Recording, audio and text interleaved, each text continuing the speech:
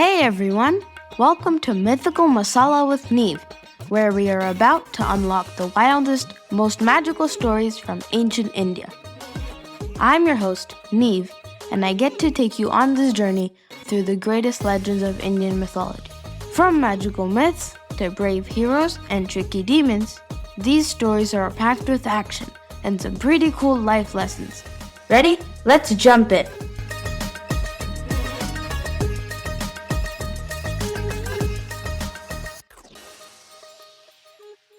Hey myth lovers, welcome back to Mythical Masala with Neev.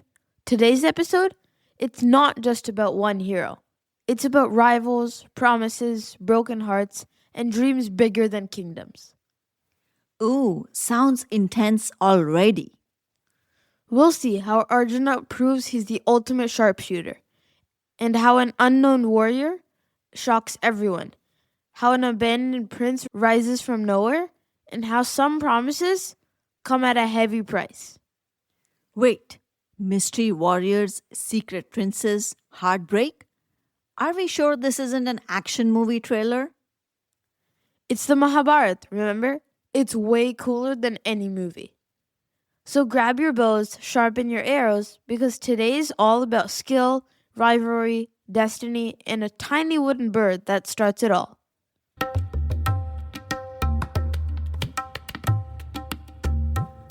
It was a calm, golden morning in Hastinapur. The royal garden sparkled in the sunshine. But inside the mind of Dronacharya, something else was shining even brighter. Let me guess. Someone's favorite student? Exactly. A teacher's greatest joy is a student who loves learning. And Arjuna was that student. Day after day, Arjuna showed more focus, more curiosity, and more drive than anyone else. While others trained because they had to, Arjuna trained because he wanted to. Hey, like the kid who stays after class asking for extra homework? Totally. Drona started inventing special challenges just to see how Arjuna would solve them. And every time, Arjun surprised him. Quick thinking, clever solutions, out-of-the-box ideas. I bet Drona secretly did a happy dance every time. Pretty much. In a sea of princes and warriors, Arjun was different. Special. The crown jewel. Today, Drona had come up with a new test. One that would reveal who truly had the sharpest focus. He gathered the boys, each one armed with a bow. Each one staring up at a tiny wooden bird swinging gently in the breeze, perched on a high branch. Today's challenge, shoot the bird's eye with one shot. No pressure, right? And Drona said, "Remember, focus is everything. Before you shoot, tell me exactly what you see." First up, Yudhishthira, the steady and righteous elder Pandav. He pulled the bowstring tight. Yudhishthira said, "I see the bird, the branch, the tree, and my brothers." Uh-oh, too much sightseeing, Yudhishthira. "Put the bow down, Yudhishthira," Drona said. Next, Duryodhana strutted up confidently. He's probably thinking, I got this. "Yeah," he said, "I see the bird, the branches, the sky, and you, my guru." Drona, sighing heavily, said, "Return to your place." Strike two. One by one, the Kauravas tried and failed. Then came Bhima, bouncing up with a grin. Bhima said casually, "I see the apples. And the bird, I guess?" Priorities, Bhima, priorities. Even Drona cracked a small smile before sending Bhima away. Finally, Arjun stepped forward. No swagger, no distractions, eyes locked in. Drona, quiet and hopeful, asked, "What do you see, Arjun?" Arjun responded, calm and sharp, "I see only the bird's eye." Ooh, that's some serious focus. Drona almost shouted, "Only the eye? Not the tree, the sky, not even me? Nothing else. Only the eye." Drona's face lit up. He clapped once and said, "Fire!" Arjuna's arrow zipped through the air and whoosh, and split the wooden bird into two perfect pieces. Everyone gasped. Even the jealous Kauravas couldn't hide their amazement. And somewhere in the background, Duryodhana was probably like, I totally loosened that branch for him. For Drona, the message was crystal clear. Arjuna was born to be the greatest archer on earth.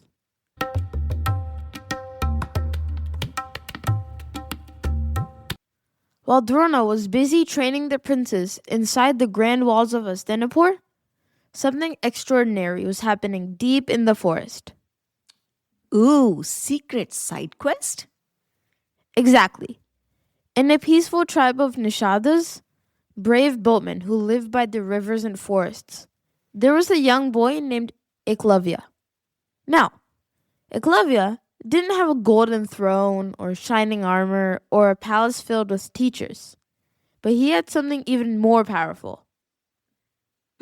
Let me guess. A really good YouTube archery tutorial? Nope, he had passion. Ekalavya dreamed of becoming the greatest archer ever, and he knew exactly who he wanted as his guru. Dronacharya? Yep. So one day, Ekalavya humbly approached Drona during training. Ekalavya asked politely, "Master, please teach me the art of archery." "But you are a Nishada, my son. Royal training is only for princes," Drona said reluctantly. Not because he hated Ekalavya, but because society's rules tied his hands. Heartbroken, but not defeated, Ekalavya had an idea. Oh, was it DIY archery school? Bigger. He made a statue of Drona himself, out of mud and clay, and every morning he bowed respectfully to his mud guru and practiced, and practiced, and practiced. Days turned into weeks, weeks into months, and soon Ekalavya's skill became legendary, even without a real teacher.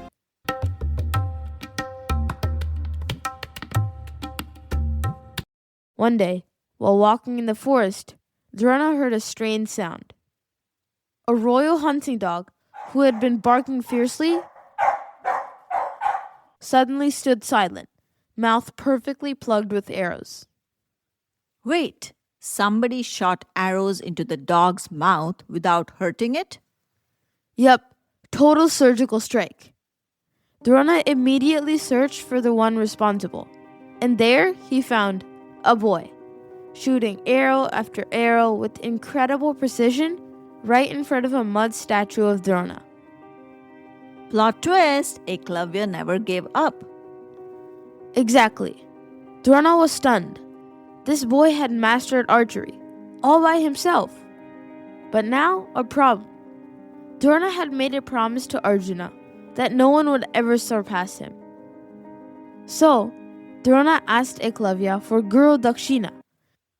A Guru Dakshina is a traditional offering that a student gives their teacher, kind of like a gift, usually at the end of their school years. I hope Drona doesn't ask him for all of his arrows.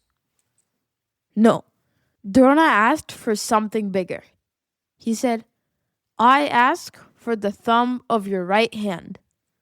Whoa! Wouldn't he need that? Without blinking, without crying, without asking, "Why me?" Ekalavya cut off his own thumb.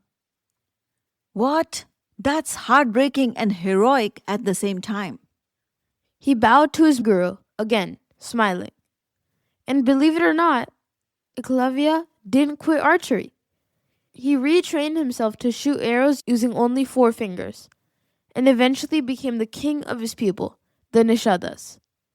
Wow, no throne, no titles, no shiny armor, no thumb, just pure willpower. Exactly. Ekalavya showed that greatness doesn't need a palace, it just needs heart.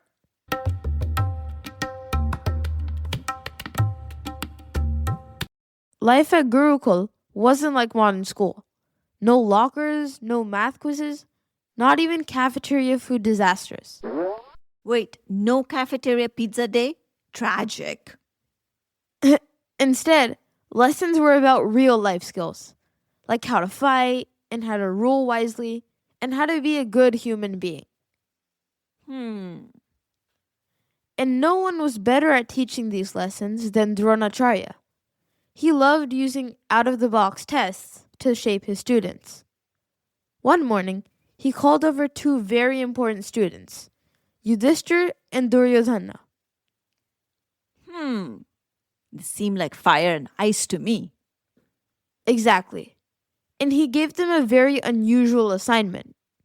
First, he spoke to Yudhishthira. Go, my son. Find a man who has faults that you do not have. Bring such a person back to me. Then he turned to Duryodhana. Duryodhana, you must find someone who's better than you. Someone whose good qualities you should try to learn. Sounds simple enough, right? I wonder what this test is all about. Just wait. The two students bowed respectfully, because back then you didn't argue with your teacher, and set off on their mission.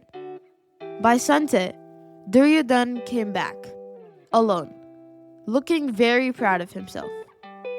Oh, great Guru! I searched the entire kingdom, met hundreds of people, and guess what? I could not find a single person better than me.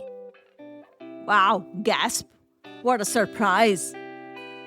Not only that, Duryodhana had prepared a full scroll listing all the bad qualities of every single person he met. Laziness, greed, jealousy, fear. No one matches my greatness. Oh, somebody please hand him a trophy. Drona just nodded silently. This was exactly what he expected from Duryodhana. Then Yudhishthira arrived, also alone, but his face was gentle, calm, and peaceful. He bowed to Drona and spoke humbly. My dear Guru, I tried. I did. But wherever I went, I found only goodness in others. Everyone had qualities better than mine. In fact, the only person I could find with faults was myself. Oh, wow. That's so humble. Drona's heart swelled with pride. This wasn't just about the mission. This was about who they truly were inside. Drona thought, Yudhishthira will be a king who thinks of his people before himself. Duryodhana will only think of himself and bring ruin. And in that silent moment, Drona knew where his heart and his loyalty truly lay.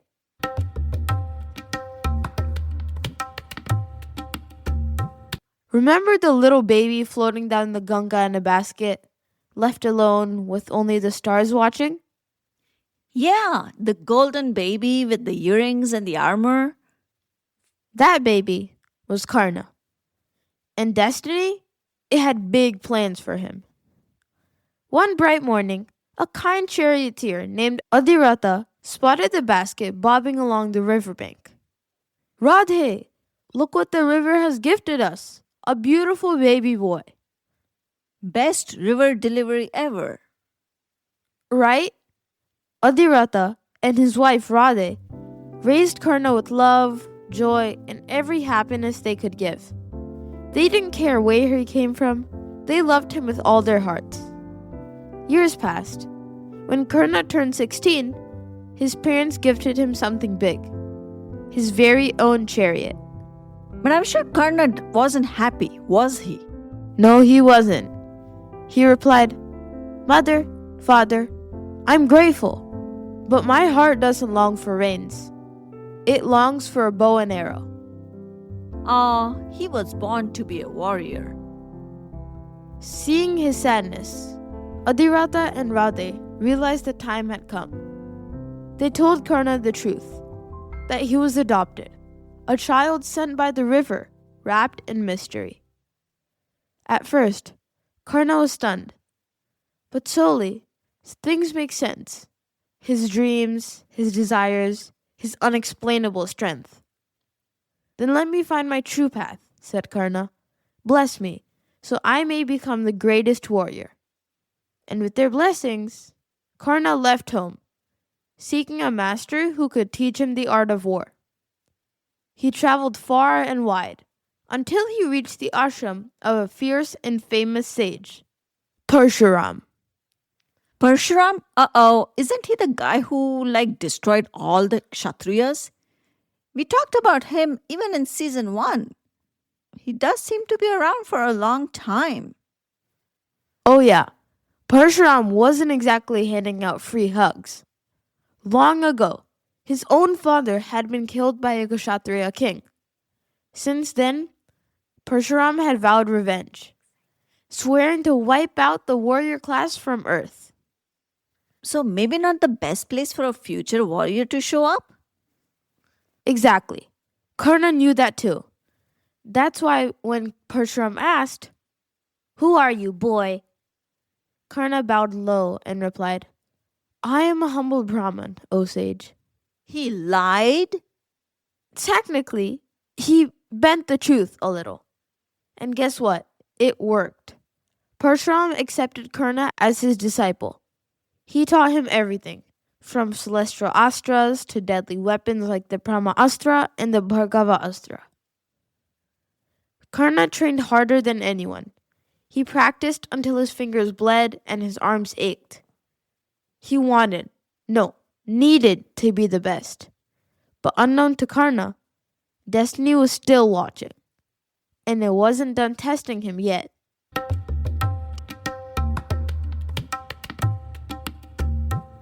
It was a warm, peaceful afternoon in Parshuram's ashram. The birds chirped lazily. The wind whispered through the trees. Even mighty warriors felt sleepy after a morning of intense training. Sounds like the perfect time for a nap or maybe a snack. For Parshuram, it was definitely nap time.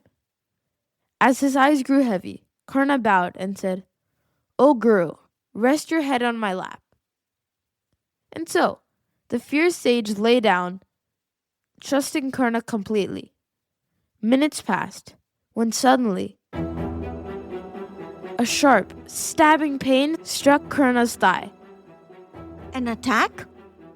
Not an enemy, but a tiny, vicious insect. It bit into his skin deeper and deeper, and Karna's whole body screamed in pain. So just swat it away. That's exactly what Karna wanted to do. But his hand froze.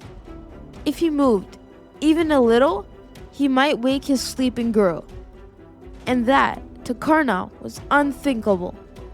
So he clenched his jaw.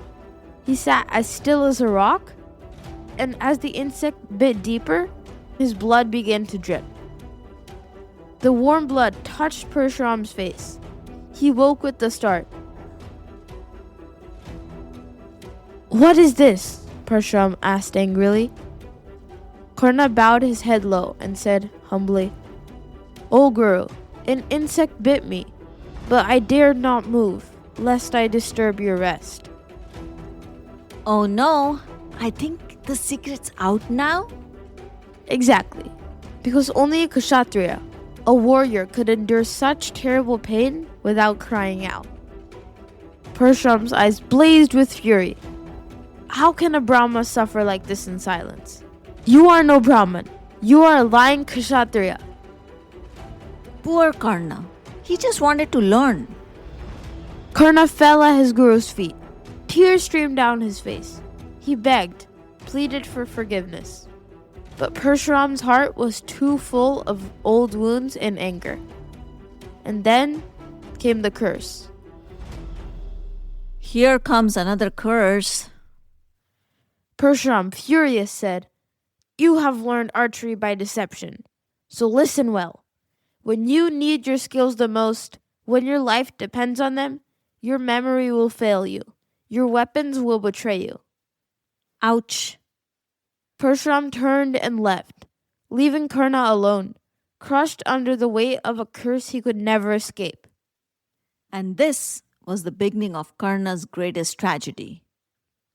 Because one day, in the middle of the greatest war ever fought, this curse would come true, and Karna would face the cruel hand of destiny he could never outrun.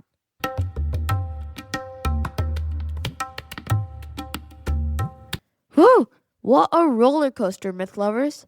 Today we saw heroes sharpen their skills, friends turn into rivals, and one destiny-packed warrior step into a path full of challenges. Yeah, Karna's story really hits hard. It does. And it's just getting started. Because in the world of the Mahabharata, every choice, every promise, every little lie comes back one day to shape the biggest battle ever fought. You mean we are headed toward even more rivalry, magic, and epic drama? You bet. Next time we'll dive deeper into growing tensions, secret friendships, and new adventures for our band of heroes. So don't forget, hit follow, tell your friends, and join us again in Mythical Masala with Neev, where legends just keep getting bigger. Until next time, stay curious, stay kind, and keep aiming for your dreams. Just like Arjuna aiming for the bird's eye. Thanks for joining me on another magical adventure here at Mythical Masala with Neev. I hope you enjoyed today's tale and learned something new about the legends of ancient India. If you enjoyed this episode, don't forget to hit that subscribe button so you never miss an episode. Got questions or a favorite myth you love to hear? Send them my way. You can follow us at Mythical Masala Podcast on social media for more updates, behind the scenes fun, and to be part of our mythical community. Make sure to share this podcast with your friends and family and have them join in on the fun. Until next time, remember, every great adventure starts with a little curiosity and imagination. See you soon!